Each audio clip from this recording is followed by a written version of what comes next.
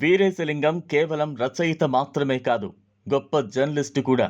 వివేకవర్ధిని, సతీహిత బోధిని, హాస్యవర్ధిని వంటి పత్రికల ద్వారా సామాజిక చైతన్యాన్ని పెంపొందించారు.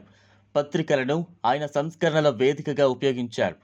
సమాజంలో వ్యాపించిన అవినీతి, అజ్ఞానం, మూఢనమ్మకాలపై నిరంతరం పోరాడారు. హితకారిణి సమాజాన్ని స్థాపించి తన ఆస్తినంతా సమాజ సేవకి అంకితం చేశారు.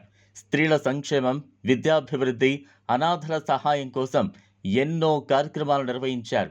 ఆయన సతీమణి రాజ్యలక్ష్మమ్మ కూడా ఈ సంస్కరణోద్యమంలో అండగా నిలిచారు. 1919 మే 27న వీరేశలింగం తుది శ్వాస విడిచిన ఆయన వెలిగించిన సంస్కరణ జ్యోతి ఇంకా వెలుగుతూనే ఉంది. తెలుగు సమాజాన్ని చైతన్యవంతం చేసిన మహానుభావుడిగా, స్త్రీ విముక్తి కోసం పోరాడిన యుగ పురుషుడిగా, సాహిత్యంతో సమాజాన్ని మేల్కొల్పిన మహాకవిగా కందుకూరి వీరేశలింగం పేరు తెలుగు చరిత్రలో శాశ్వతంగా నిలిచిపోతుంది.